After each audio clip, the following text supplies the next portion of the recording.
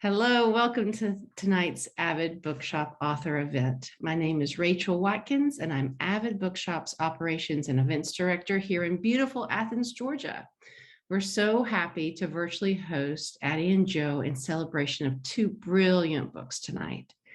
Avid Bookshop wants to extend our greatest thanks to all of you who've continuously shown up and supported small, locally owned businesses and authors who have had 2020 and 2021 and 2022 publication dates during a global pandemic. It's thrilling to continue to share beautiful books with everyone in our Athens community and across the country. And on that note, I'm going to hand it over to you, Joey. Thank you, Rachel. Hi, everybody. Hi, Addie. Hey.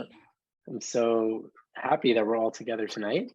Addie and I have been waiting for the chance to chat like this with all of you. I'm Joe Vallese. I am the editor of It Came from the Closet, Queer Reflections on Horror, which was released by the Feminist Press on October 4th. So it's been a little bit over a month, and it's been a really wonderful whirlwind of goodwill and positivity and excitement that has actually far exceeded our expectations.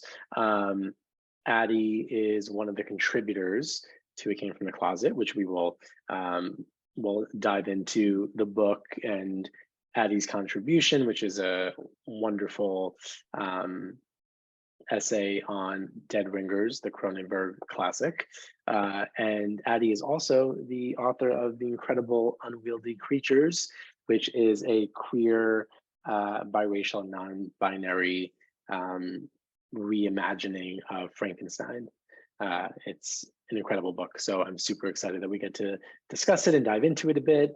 I think for Unwieldy Creatures, less spoiler heavy, because I want folks to buy Unwieldy Creatures and read it and experience it like the cinematic-esque treasure that it is.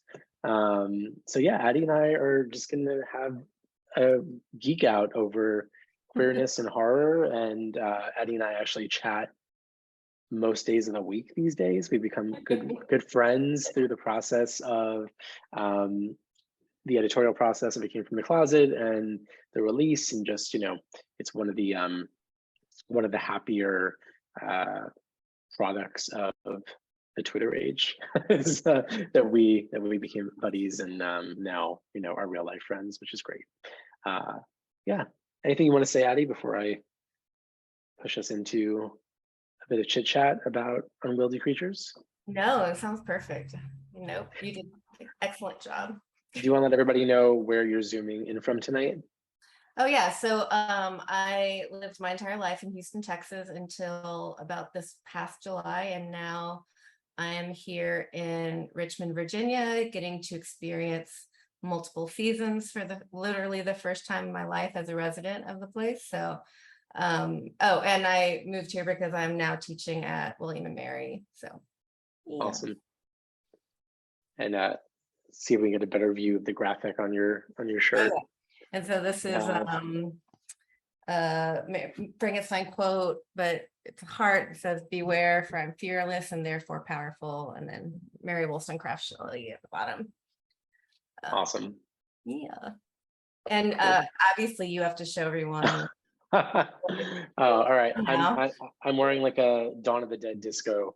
It's a I've got gold sequins skulls on my sweatshirt. I need one badly.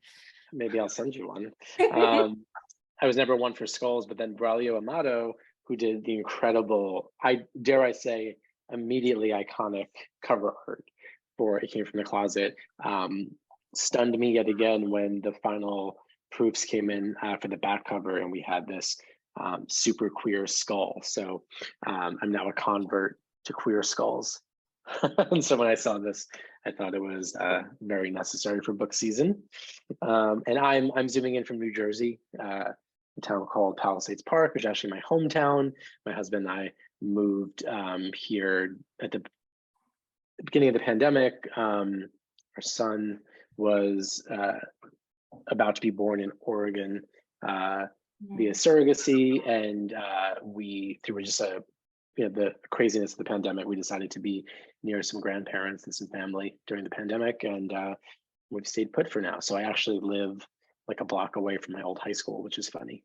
But you know, probably not permanently, but for now.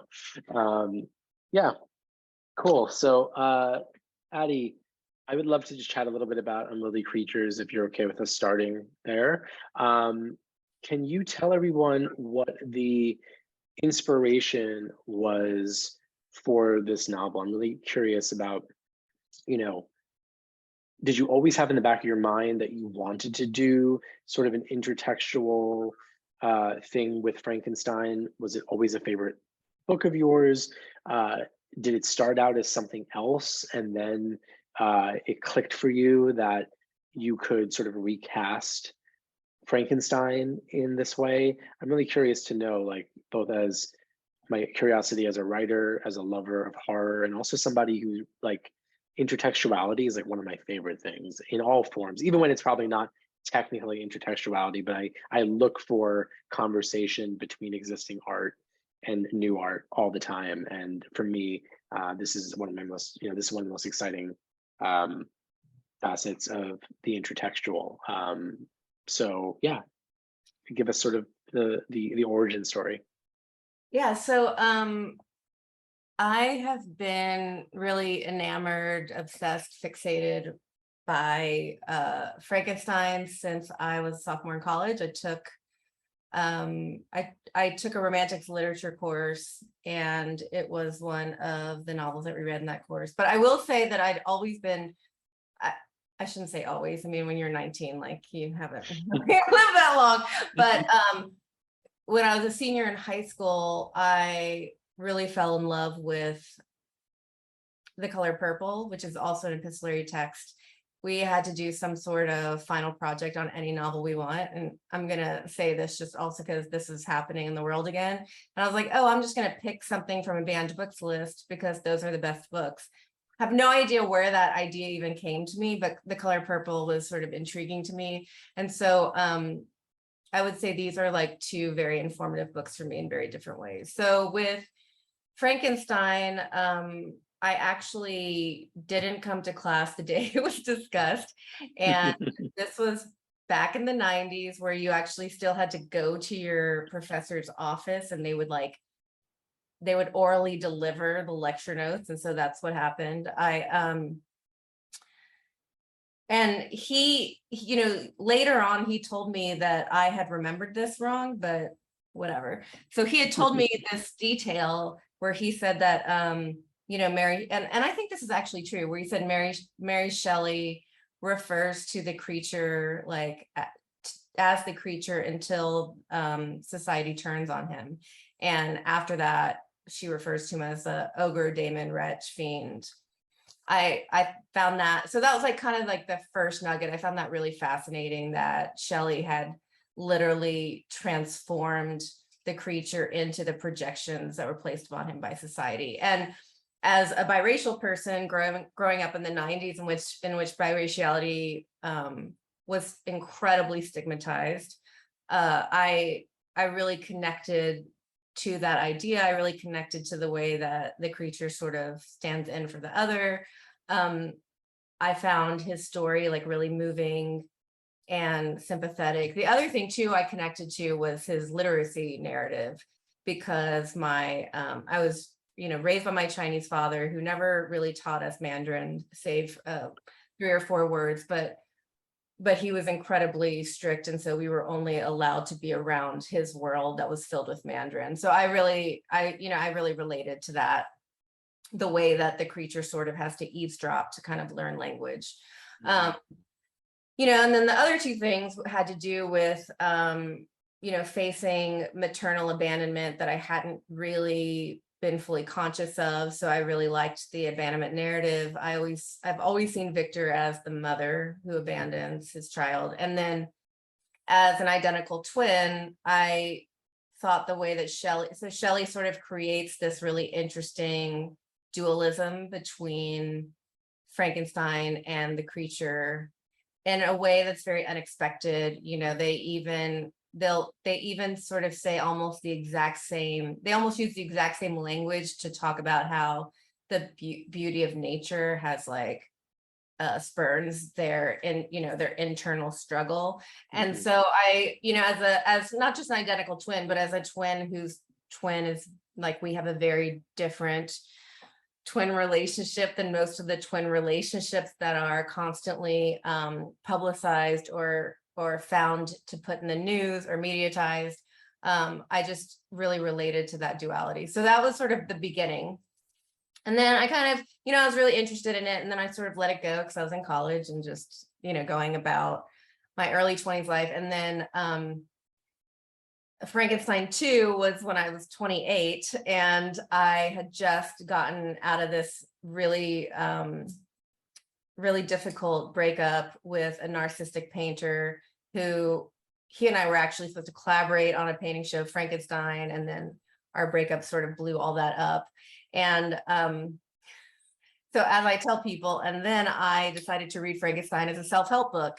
So I was like, how come I can't get away? And I had a therapist and everything, but I was just like, really, how come I can't get away from this pull towards narcissistic artists? And I will say this was in 2008.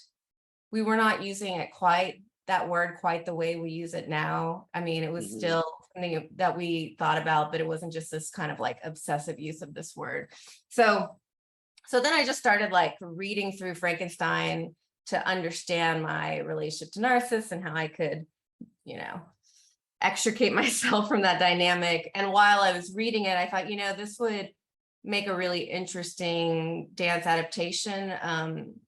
No one had done it that I could find.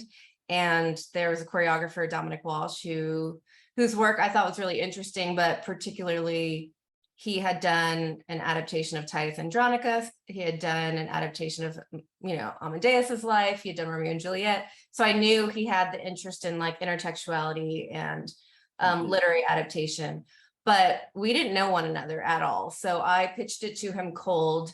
And then we basically met for coffee, like every few months for a year before he actually really decided to sign on. And so we created a dance theater adaptation of Frankenstein that included some of the sort of tensions in the relationships Mary Shelley had that I felt informed Frankenstein. There was some stuff about Mary Wollstonecraft. So that production went on stage, I can't even believe this, February of 2011. So that was Frankenstein 2, sort of 2.5. And then in the summer of 2019, I was married. I thought that we were going to have a child through IVF, or at least try to. We had sort of gone through all the tests. That didn't end up happening because I shortly, learned all sorts of things. We ended up getting a divorce, but through the initial process, like the tests, and I'm a Virgo, we're both Virgos. So I was doing all the research, going to all the like seminar things. I started to spend a lot more time thinking about IVF. And I thought, well, so a couple things. I thought this is the rise of access of IVF and how many different types of people were starting to use IVF, even though it's incredibly expensive. People are family planning through IVF more than ever before. So that combined with the fact that there was this pushback around reproductive rights, reproductive justice, those two things, I started thinking like, well, this would, and then there was also the just kind of like proliferation of retellings, of queer retellings, of retellings that were, Black retellings that coming from a different lens than the one that the cis white sort of classic envisioning made me think like, oh, well, this actually be kind of a perfect environment to recast Frankenstein. And so that's sort of where the adaptation began. But I had written poems. I've written an entire manuscript about my connection to the novel.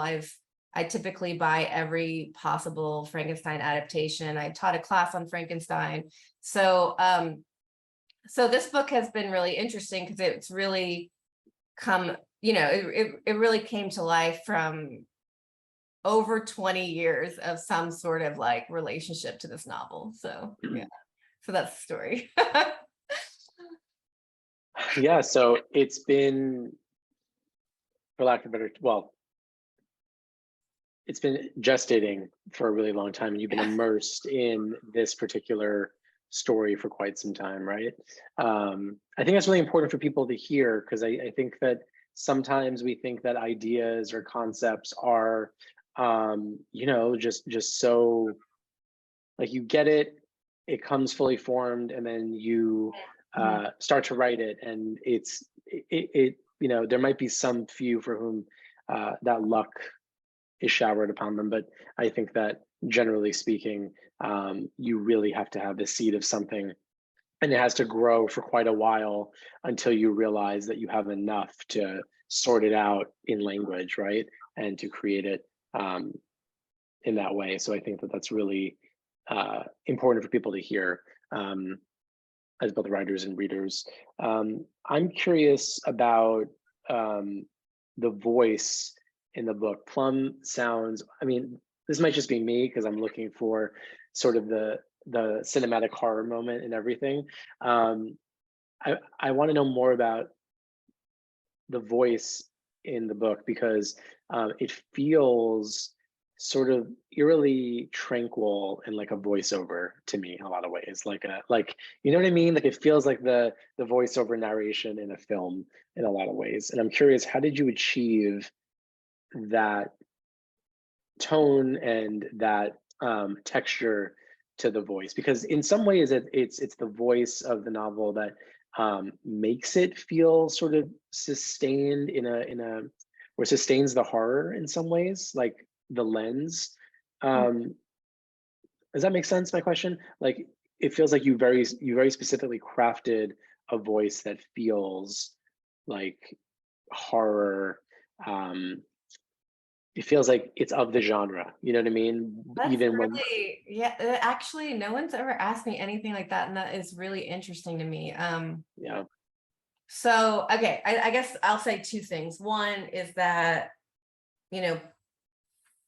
Plum, who is the narrator, sort of stands in for, if you know Frankenstein, stands in for Captain Walton. It always bothered me that Captain Walton is really there to create the frame, the epistolary narrative. He, he's on the ship writing to his sister about his voyage. He sort of encounters Frankenstein, and then as soon as Frankenstein starts telling the story, like, Walton pretty much disappears for the rest of the novel. So I knew that I wanted to bring in a narrator that actually we have consistently throughout the whole book. And I thought it would be really interesting to make her a more clear part of this, and part of the web of the going on. So, but in terms of like the sort of voiceover kind of contemplative, she's a little bit based on how I think and write generally. So I think that voice is kind of coming from like my more poetic kind of memoir voice. However, saying that, I can see how I would have possibly been influenced by that kind of horror frame, because I have tried very badly to write a couple of horror screenplays. And I always think like, and I really like that device, the device of the sort of, I don't know how to describe it, but the sort of thoughtful, we like that narrator that we can kind of relate to as all this chaos is sort of happening. Yeah. So, but the other thing I wanted to say about the voice in general is that the reason that I don't specify a time period or even a setting is because I intentionally made most of the novel, so largely when the Frank figure comes in, is sort of half contemporary, half intentionally Mary Shelley's diction mashup. And I didn't think, I thought it was going to feel too anachronistic if I used that diction and then was like, in 2025, cell phones and whatever. So I try to make it a little bit ambiguous. At some point, I think my publisher did sort of force me to have at least a little bit of location to ground the reader, but and there's a hint of technology, so we're in a modern age, but I just didn't want to make it too much like our age. So I wrote the book by reading chapter by chapter, and so I would read a chapter and then write whatever that parallel was. And obviously, the more I got into the book, the more my narrative took over. So it became less like one-to-one. But I did try to, I've said this before, it's in the local Athens piece or whatever. I did write this for the Frankensteins. I hope people who don't know Frankenstein love the book, but there are Easter eggs in it that you would only know if you're really familiar with all the subplots to Frankenstein. Yeah, so. Yeah, I by geeks for geeks, right? Exactly. I think part of the reason that I single Plum out is because you and I were talking about this earlier. So Addie responded to a call for submissions for It Came From the Closet in early 2020. So this was before Feminist Press signed on as the publisher, and I was still gathering work. And you had pitched, you said, I'm thinking of doing this piece on Black Swan and this sort of the inherent queerness within twins. And I'm pretty sure you mentioned something about Frankenstein, even in the initial interaction. And I said, great, let me see it. And then, a few months later, you sent me I don't know, 18, 20 page piece that was called A Living Laboratory. And the voice, and that's why the Plum voice feels like I can hear it from that original draft. And so a little bit of, behind the scenes for everybody.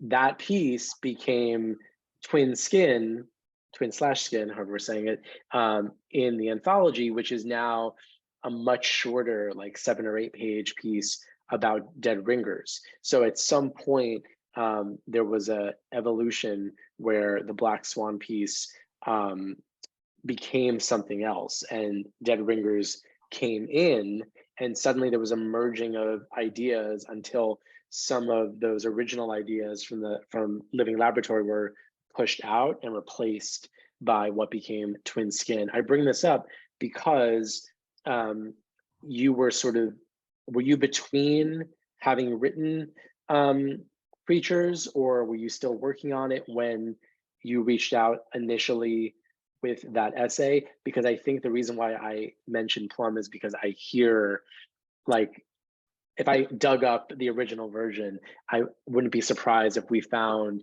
even on like a syntactic level, some relationship or something mirroring that, right?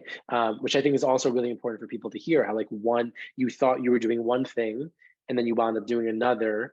And I feel really privileged that I saw that happen. I think it was also good fortune because we didn't have a publisher quite yet, and I still had the freedom to watch the piece change. Those who might have submitted to me later in the day when Feminist Press was on board and there was a deadline, I don't think had the advantage of me as an editor sort of sharing notes and ideas back and forth and getting, and I didn't have the privilege as an editor to get that many versions from other writers if they came on board later. So this is all to say, let's transition a bit into talking about the anthology, but I think that I want to hear about how writing Unwieldy Creatures influenced or allowed you the freedom creatively to write the essay that eventually became Twin Skin, which is about dead ringers and is in It Came From the Closet. It's a long question. I think you no. I kind of want to go back to how I first learned that Joe was doing this anthology because, lots of terrible things on Twitter, but a friend of mine suggested that showed me Joe's tweet basically looking for pieces for the anthology. And then I started writing Joe on that tweet a little bit, like, is it okay if it's thriller? Does it have to be exactly horror? And I will say that I keep telling people that I'm not a horror person, right? I know, I've noticed that for a while. so I keep telling people I'm a horror person, and then there will be, Frankenstein will come up, and then I'll be like, oh, but I started writing fiction through Anne Rice's The Vampire Chronicles. And I'm like, something, and the film that feels the most sort of psychologically like on point about twinning is Dead Ringers. So now I just think maybe I need to stop, this dance and stop saying that I'm a horror person, but I will. Yeah, the jig is up, Addie. But the reason I say that is I think I would not have thought this anthology was for me. And then I just felt Joe was really open and really interested in a lot of different responses. And so, your just generosity, to me, spoke through even in our little Twitter replies. And so I just want to put that out there, because I don't know even if Joe knows that, but there's something that comes through, and then, I think I said a lot of awkward, weird questions. And when I started Unwieldy Creatures in the summer of 2019, and then at a residency that was actually called Mary Shelley Month in wow, June, the month of June. And then I came home, and my whole life completely imploded.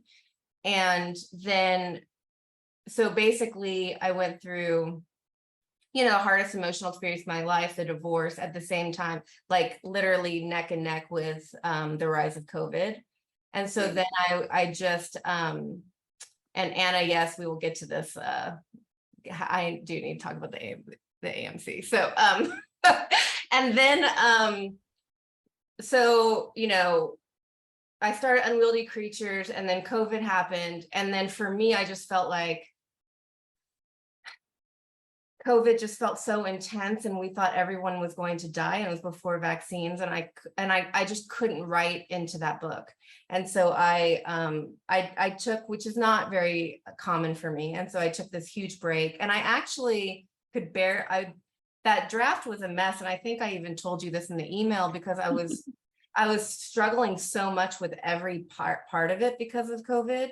So I was struggling with reading, I was struggling with writing, that it was it was a mess, and I didn't feel in my brain, and so so I sent this just completely I don't even know, I don't even want to know what I sent. But also the other thing that happened with Dead Ringers is that I thought everything had to be queer. So that was the initial reason I sent Black Swan. I thought it had to be this obvious queer connection. Right.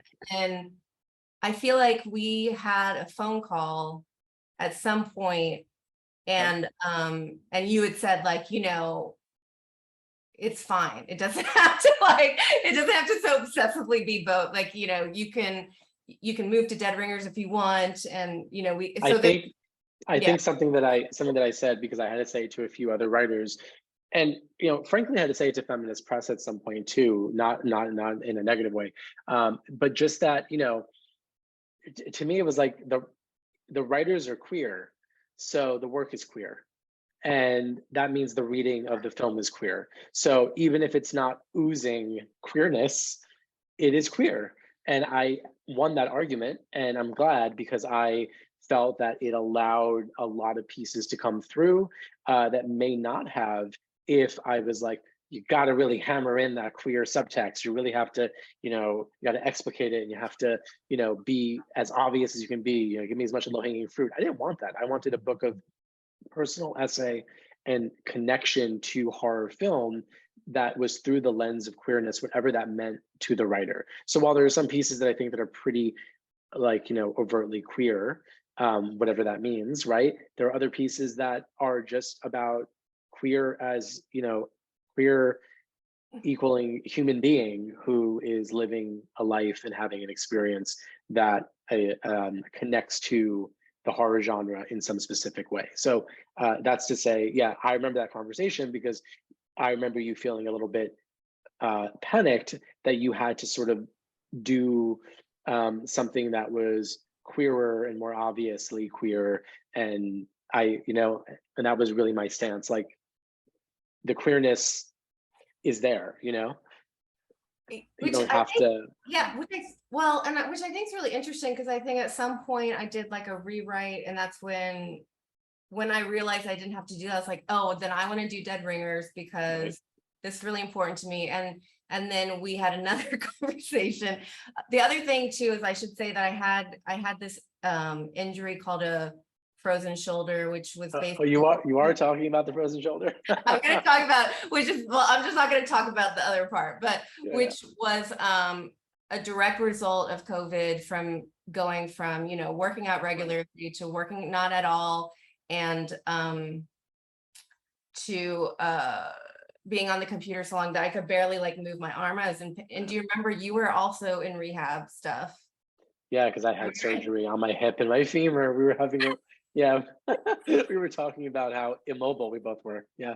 So, but there was a reason that I brought that up. No, I can't remember. Oh, I think because it imposed a stopping point for you. You just had to And we had this conversation because I had said, and this is something I've written about only like maybe once before, that I do feel like the first queer relationship that I've had in my life is with my twin, and not in this trope way that, like, obviously this is, a lot of non-twin people try to place this like incestuous fetishized desire of twins, having sex or whatever, but that most adults in romantic relationships are often, working out something with one parent or another parent, and there's but for me, and I think for most twins, it's really much more the twin relationship that you're sort of navigating. And so I remember you said, so now this is kind of an interesting thing to think about in retrospect, because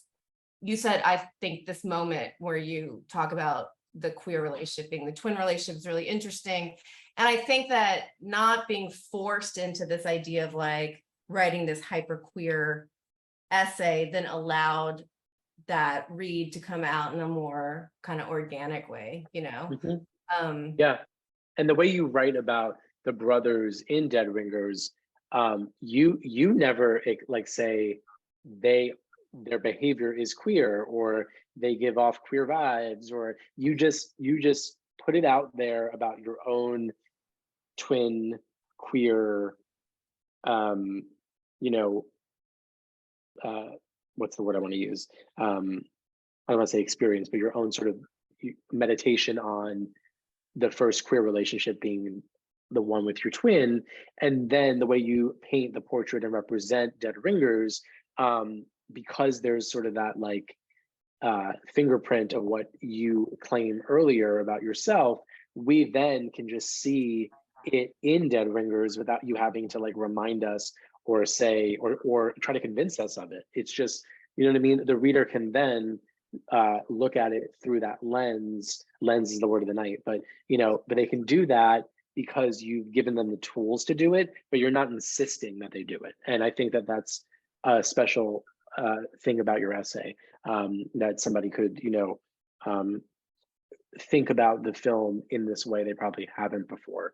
There's plenty of, dark, messed up shit in Dead Ringers with, without having to add that sort of like, queer, borderline, incestuous, obsessive thing that the brothers have to some degree in it.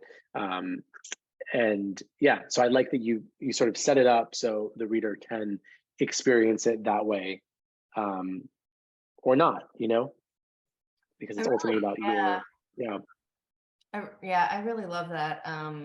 I feel like I want to take a moment to just very briefly explain Dead Ringers. Oh yeah, we're assuming, yeah. So Dead Ringers, I think, is 89. Sure. We'll go with that for now. Cronenberg movie from either the late 80s or the early 90s. And I kind of want to talk about the backstory a little bit. So basically, Cronenberg, okay, 88, that's fine. Yeah, Yeah. 88. Okay, so Cronenberg read this newspaper article, and it was about these twin male gynecologists who were found in their, I feel like it was like the West Village, maybe. It was in New York. Found them naked, having both died of a heroin overdose in their apartment together. And so Cronenberg wrote this film to that end point. He knew that was going to be the end scene. And so everything in the film leads to that moment. And what I particularly like about this film, twins are dealt with badly everywhere in film, but they're especially dealt with badly in horror. And,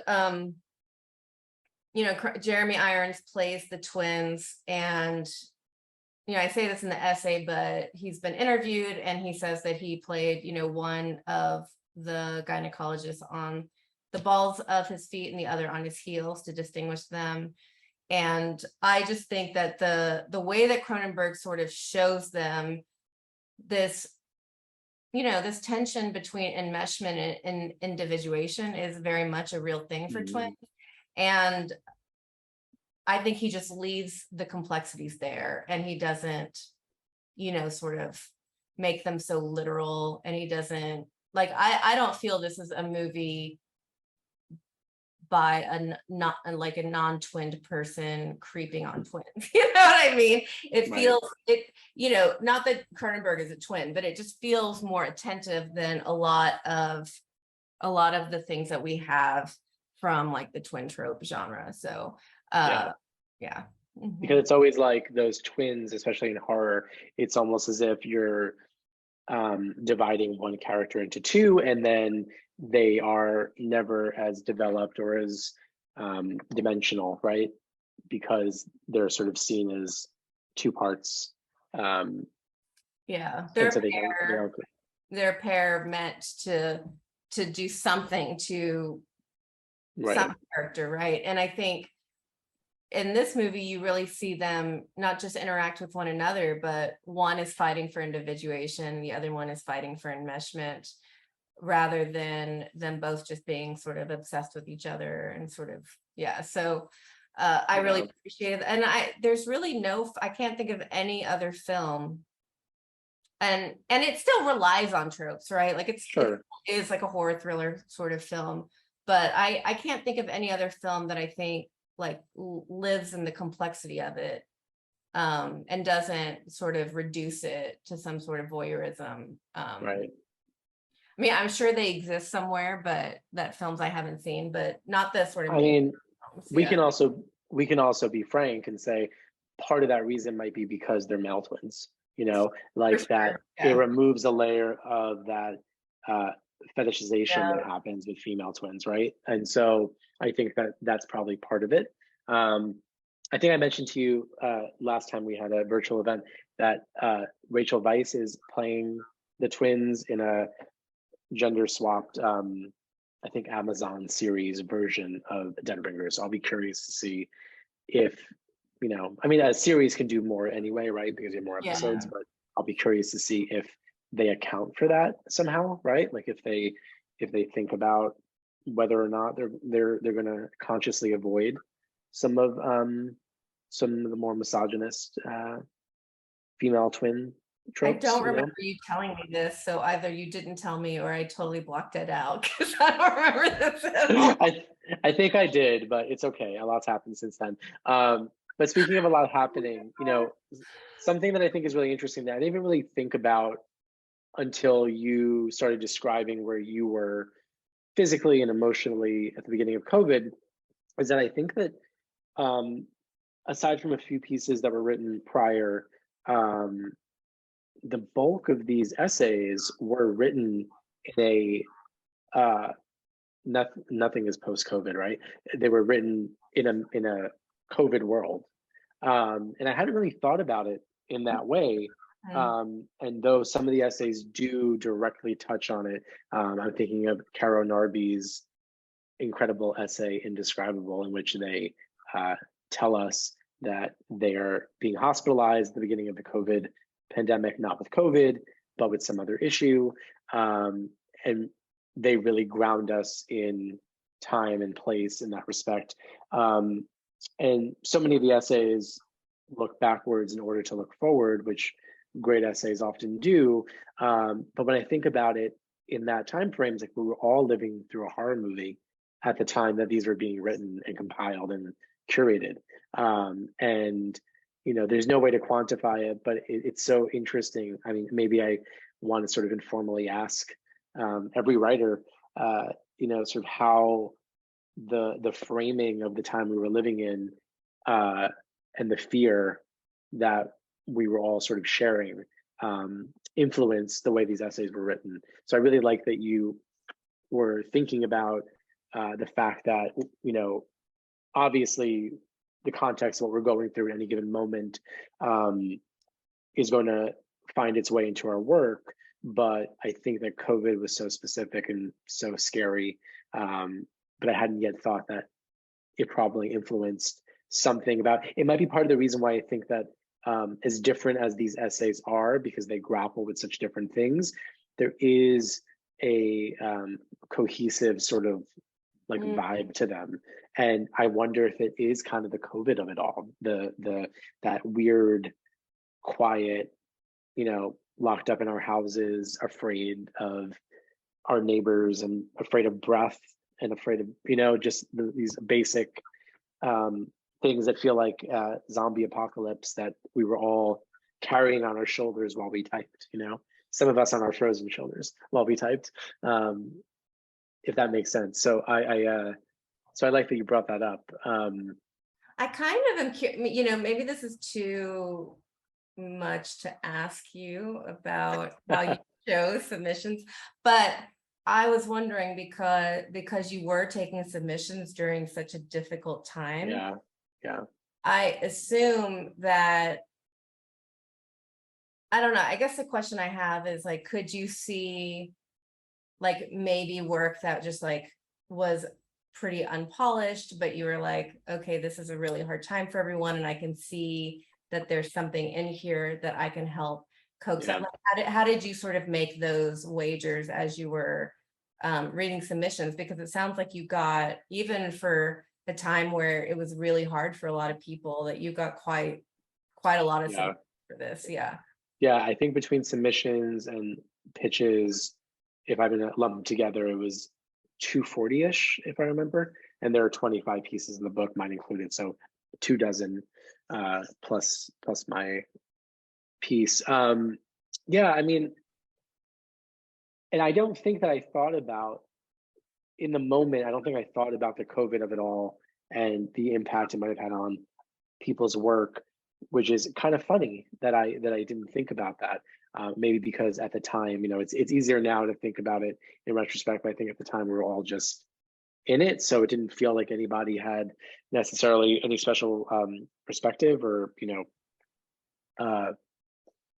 didn't have anything more than someone else would have to say or give about the moment we were in.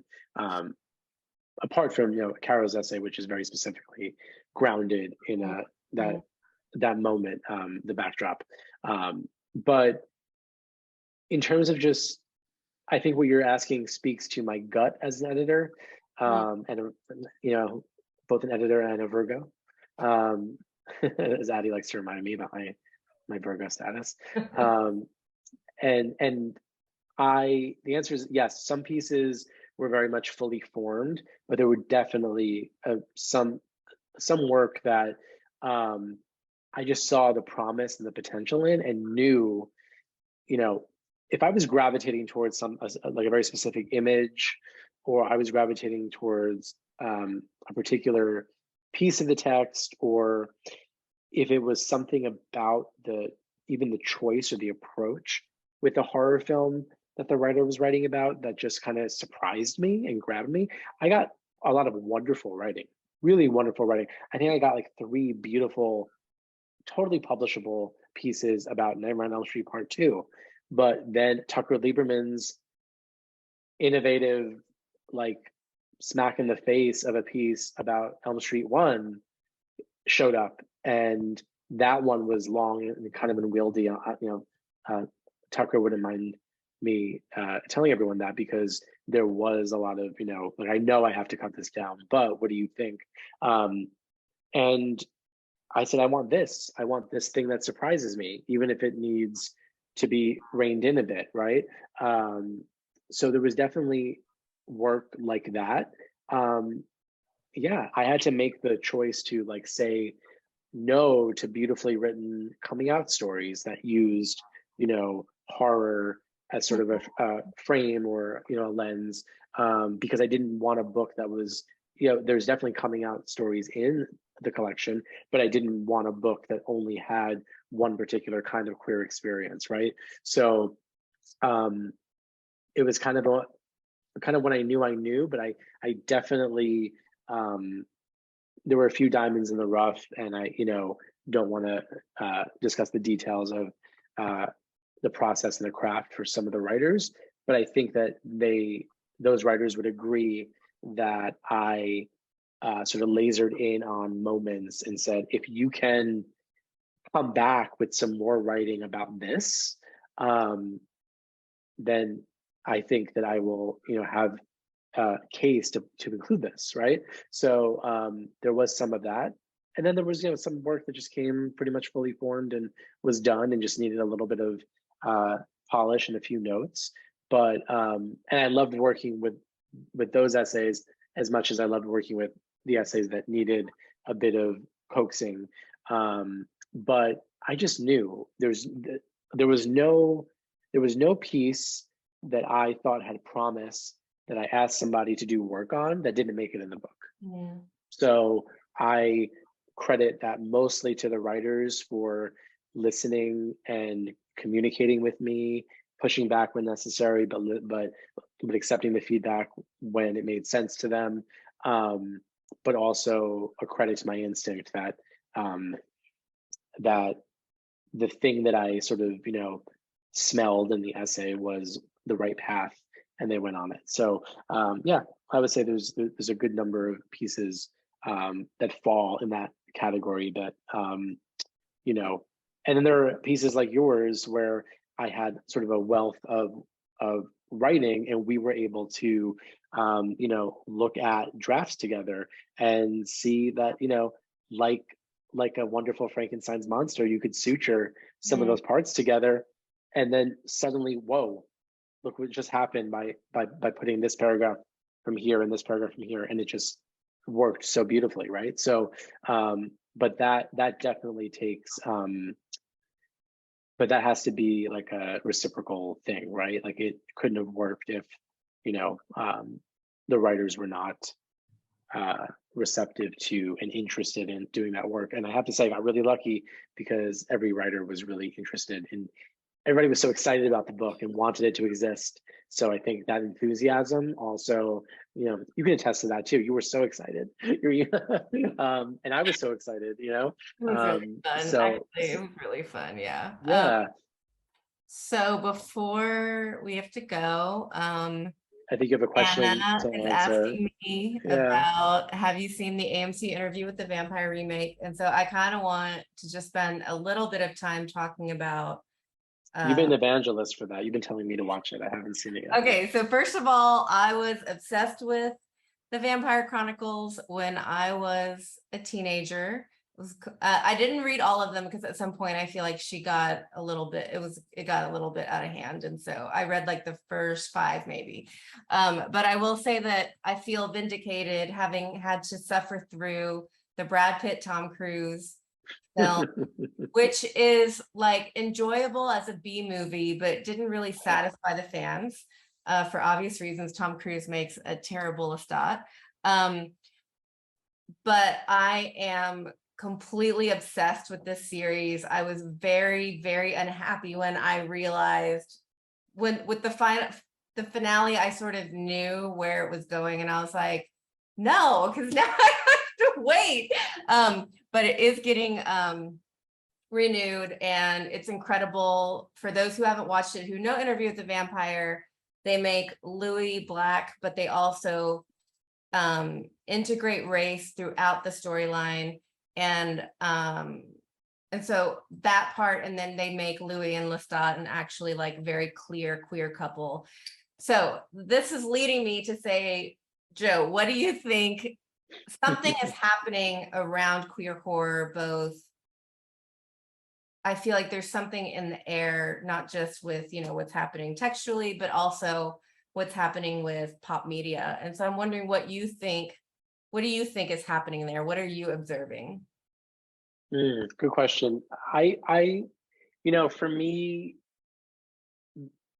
there's progress.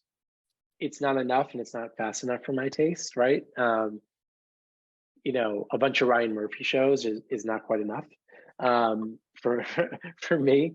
But I definitely think that, I write in the introduction that one of the reasons that I wanted to create this anthology was because when I was younger, I just loved horror so much.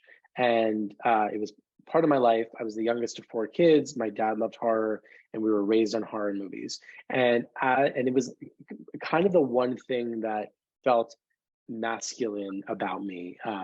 And I took a lot of weird closeted pride in that I could connect with my very, cis straight girl crazy brothers in this way, even though we wanted or watch horror for very different reasons. And I couldn't vocalize my reasons that I was interested in the final girl and to see how she would win. And they were interested in, boobs and blood.